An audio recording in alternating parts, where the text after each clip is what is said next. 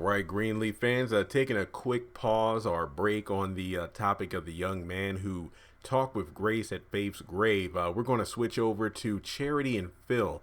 And I think I mentioned this in one of my recent videos, or I was either talking with my mom, Chandler, or another fan about this.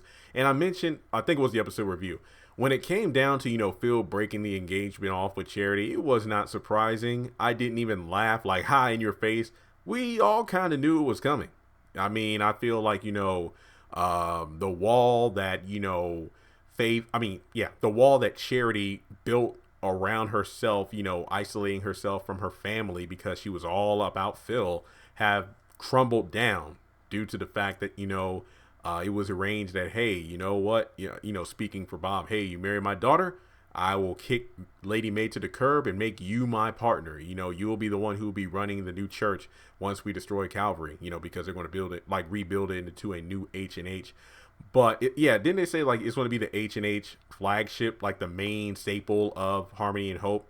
So basically, Charity is high and dry. Honestly, surprised Phil didn't ask for the ring back. I ain't gonna lie, I thought that was going to happen.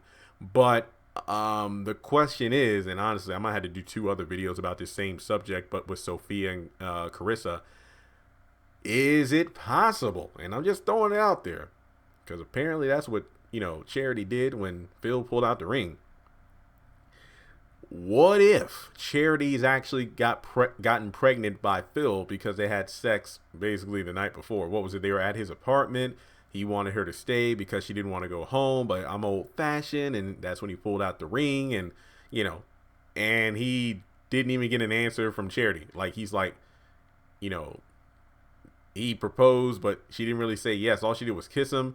Then, the clothes started coming off and that was about it. So I just think it'll be very interesting to see that, Phil not only getting married to Judy out of obligation to get what he wants running a church, but to actually use Charity as a pawn to push the Greenleafs to the side and then use her to vote in favor of Harmony and Hope in order to break the tie to Deacon at the board meeting, then, proposes to her that night, but then the very next day, breaks her heart and cancels the engagement because he's getting married to someone else. So I was going to do a video about what if Charity breaks and what if she kills Phil. Nah, no need of doing that. I think her being pregnant by Phil, being knocked up by Phil would just be something else. Like, I want to know what would come from that.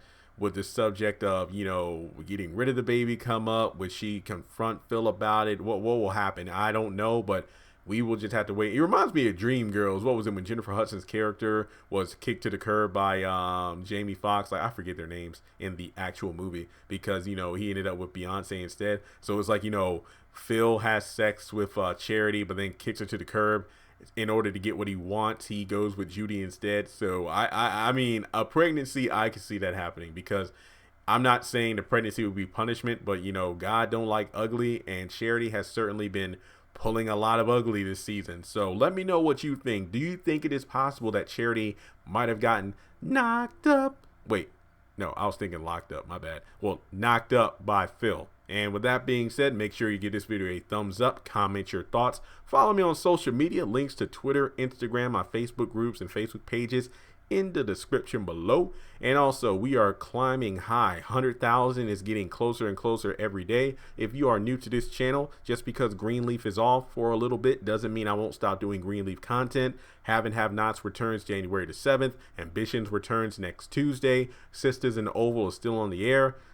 So this channel is going to be alive, for the time being. Well, for a while, actually. There's a lot of content to cover. So make sure you hit subscribe and the bell notification icon. If you want to donate a few dollars to the channel, no obligation to do so. But if you feel like you would like to give some ties to the Haves and the Have-Nots review, hit me up on Cash App or on PayPal. There is a link in the description below to my PayPal. Cash App should have floated on the screen at some point, my Cash App name. So with that being said, I appreciate all the support on the videos. Make sure you show this video some love. I really do appreciate it, and I will talk to you all soon.